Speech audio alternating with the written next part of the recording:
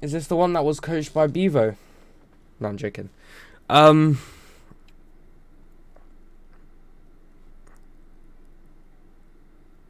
one should I watch? Let's watch this one. The first one. Carmine Corps are a huge French esports org with a legion of fans that will Oh, they're French. Okay, fair enough. normally follow them anywhere. But their Valorant team is so bad right now that their own fans are ashamed to support them. The community sees them as an absolute joke, and even their own players have left the team. But behind the comical gameplay and hilarious reactions, there's a tragic story of soul-crushing pressure and a team doomed to fail. Let's talk about it.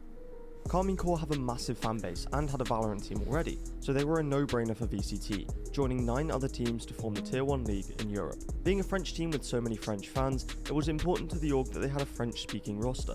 The only problem with that, there isn't a huge amount of top-level French players. Carmine Corps already had a roster with most of the best French Yeah, that's players, true. That's true. French people in Valorant suck. They're actually so arsed at the game. Like, every time I'm playing with someone French, they're either like really shit or really shit. At a tier 1 level. They needed to make upgrades. I had such a small pool of talent to choose from. Luckily, there were 2 brothers fresh on the market, not from France, but from Belgium. But that meant they were French speaking, and they seemed like the solution to Carmine Corps' roster. At the time, it was the obvious move, but in reality, this may have been their biggest. So you're telling me that it's a French team, but they're getting people from Belgium? Mistake. Cool. KC signed Scream and Nivera as their star duo, 2 players who had proved themselves on the biggest stage with Team Liquid and had the potential to be some of the best in the world.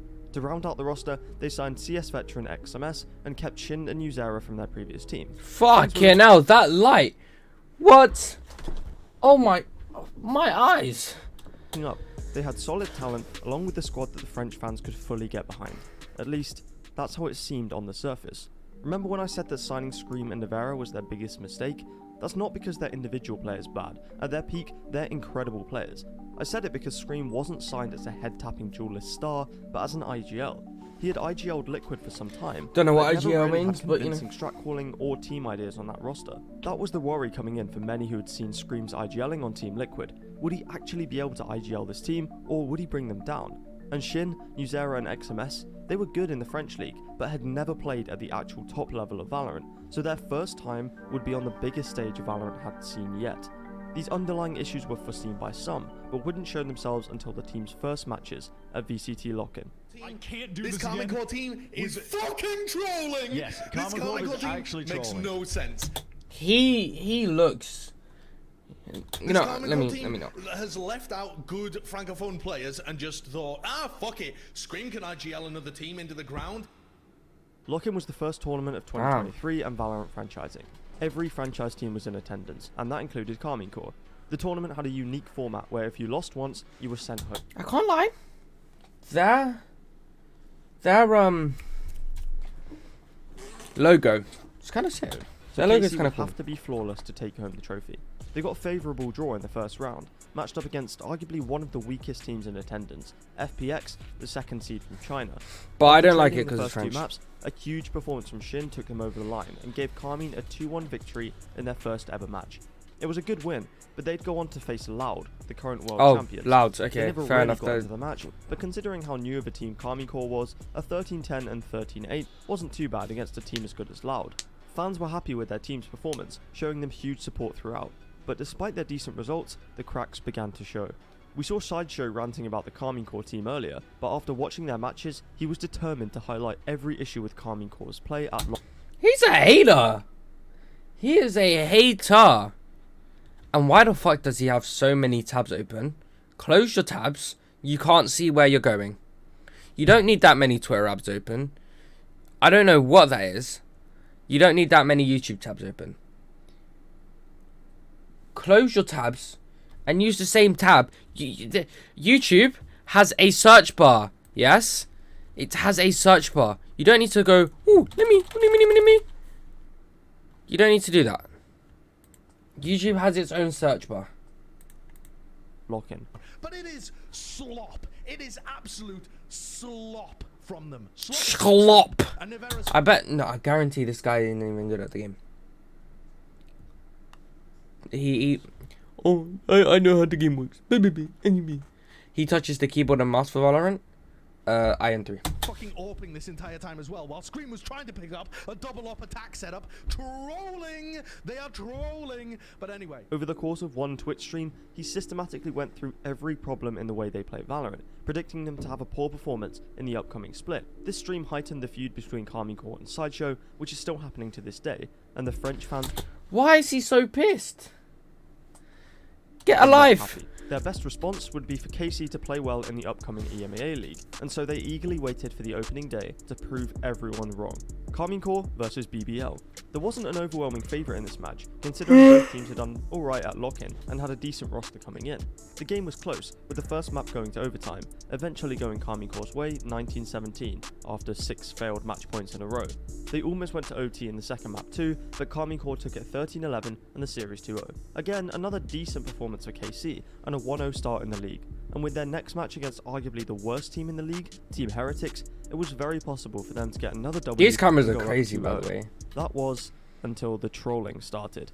They continued to play no duelist team comps, despite having a cracked duelist player, without even using any of their extra utility effectively, or any utility effectively for that matter. Heretics played pretty standard Valorant, but unforced errors meant that KC lost Icebox 13-5. Icebox wasn't the worst part though, that came on map 2, Split. XMS can pick up this rifle and just leave. XMS just walk backwards and pick up the rifle. Scream can't buy, just walk backwards and pick up the rifle.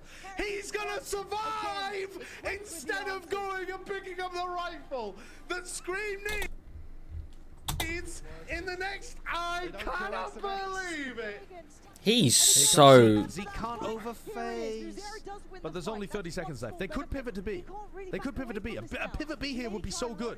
A pivot B here would be so good, Carmine Core. Oh my god. Run B, motherfuckers! The guy that flanked you from mid or B is dead. You had 35 seconds to rotate. You know that there's going to be an A stack. Where are you going? There's 15 seconds! Where are you going? You can't go B now! Yeah. Time? Time? Yeah, I'm not gonna lie. What are they doing? I'm not a Valorant expert, but god's damn. Time? I was getting dangerously close to running out of time. Time?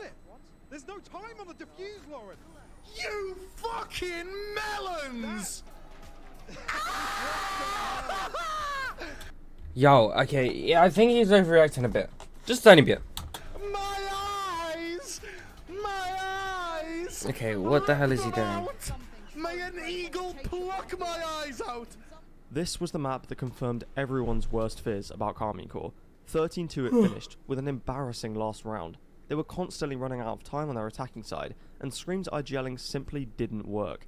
This was a bad game from them, but everyone has an off day, right? The French fans still believed in their team to recover for next week's match against Liquid, despite this dismal scoreline. But the last thing they expected was to have to relive it. They should already be popping A heaven. They've missed their timing He's such a dick rider. Bro!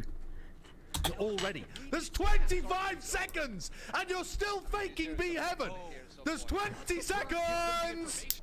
15, 14, 13. I think he's a bit back on time. He's a bit back on time. Oh my god, they're so slow, and now there's 2 players here! It's so fucking molding! Oh no, they're still gonna lose this round, aren't they? Oh, both of their B main players died because they didn't take B main control at any point in the round after Redgar died. Redgar literally died and they didn't take B main control. And now Yampi's gonna ace. Ah! They are pretty shit, aren't they? What am I witnessing? A masterpiece, man. A masterpiece. This is a tragedy. This is going to be the first round. This is the first round. This is the first round. Oh no. Oh no. Yampi got 2. They're going to swing pillar. What the fuck? It's another 5v3 loss. Another 5v3 loss with an... I can't lie. Yeah, he might be overreacting, and yeah, he might be be being a bit over the top, but oh, blimey hell. Fuck, yeah. Are you seeing this? It was a 5v3. This guy's just took out the whole team by himself. What's... I don't get what's going on. Ace from Yampi. 5v3 ace is crazy. Ace from Yampi. It was somehow worse than we expected. 12-0. It looked as though they'd somehow gotten worse since the previous week, constantly throwing away rounds that should have been guaranteed, and they were on the verge of getting 13-0'd. Could they at least take the pistol and keep some respect from the community? And Soulcast in a 1v3. Let's go! Okay, they got... Let's fucking go! My team! My team! 13-12. Wait, they can't win 13-12. 14-12. Oh wait, it's 12 his... is all they get. Let's go! Okay, Is so it they his got the team? pistol I'm round, so but confused why is about Navarro this not guy. buying? He didn't buy. He forgot to buy with 3,500 credits because he took his headphones off. Yep, you heard that right. And the ironic part is that he uses his classic from not buying to clutch this 1v1 at the end of the second round. I'm Like, sorry. What? Eventually, they lost 13-2 again on Split, humiliated by a team who Yeah, many thought I they can't had a lie. chance What against. is going on This with was where this? KC began to be seen as a complete joke, which wasn't helped by the incredible reactions to their trolling by Sideshow. But the scariest part of it all for French fans, the players seemed to have no idea how to fix it. And those fans, there are a lot of them. And when you have a lot of passionate fans with high expectations of you and you underperform drastically, that support you get, it goes the opposite way. The immense pressure from a fanbase like Karmine Corps can completely crush players who aren't performing, and it seemed like with every match the team played, their confidence lessened and lessened. Not only that, but in-game, the They're problem with phony. Scream's overall Valorant philosophy had completely overridden the team. They weren't changing team comps or solving any of the issues that led them to lose so badly in the Heretics and Liquid games. And plus, there's no transfer window this year for VCT, so they couldn't get any new players or a new IGL before the end of the season. The next game against Vitality felt like that final chance for them to put up a decent performance. I'm sorry, I didn't know there was a transfer window in esports. Have you seen the guy who lost 13-0 in MK? Oh, come on. Someone lost 13-0. Why are you professional at that point? Before Why are you people started professional if you completely can't giving up on hold them. your own? And they did change something. Scream moved over to the duelist role for both maps in this series, but it didn't help. Another 13-2, another terrible map of Split, and another abysmal performance. At this point, Karmine Corps had won an average of 3.7 rounds a map. Fans were turning away from the team as it seemed impossible for them to make it to the playoffs. They still had Na'Vi, Foot, Giants and Fnatic left to play. It didn't seem like it could get any worse. Yeah, but I can't somehow lie, they were it not did. winning. Remember any of that those crushing games. pressure I talked about? They lost 13-0 when it was meant to be the first to 10. You're lying. That's not that. He lost. It was 13-0 when it was meant to be first to 10. That's disrespect. That's disrespect on 17 million different levels. It's not simple to deal with, and it can very easily become too much mentally on a player. Thousands of people constantly berating you for playing badly in a video game, and those are the people who are supposed to be supporting you. Not only that, but when the entire community treats your team like a joke, tuning in just to watch them get destroyed and for you to make bad plays, it gets hugely demoralizing. And it became too much for Newsera, one of the players particularly underperforming on the team, and as a result, before their match against Na'Vi, he requested to step down, which left them with only 4 players. To make things even worse, they still couldn't sign any new players because of the roster log, so were forced to sub in their assistant coach Zesh as their 5th. At this point, the team has completely crumbled. If there was no hope before for Karmine Corps, somehow there's even less hope. Can't lie, if you just like, if you're doing so shit and then decide to be like, oh, I don't want to play anymore. I know we're in like a competition, and I know it's like very, very like important, but I don't want to play anymore because I'm shit. Just quit Valorant at that point. Like, honestly, stick to your immortal lobby. It would take an immortal absolute lobbies. miracle for them to even win a single match in the league at this point, let alone make it to the playoffs. I could have waited until the end of the season to make this video, but the point isn't just to say how bad they are, that's been done enough already. Karmine Corps might be Valorant's worst team, but it's not like they haven't tried. Every post-match tweet from these players showed that they're doing everything they can, but in a system doomed to fail, with the misjudged expectations of an entire nation weighing on you, it's almost impossible to live up to them. We've all laughed at Karmine Corp, but when you look at what their players have been through, you realise they probably don't need laughing at anymore. I've been Commend. Yeah, Please they do need subscribe fucking if you- help, bro. They need to get better. Oh, God. This is terrible.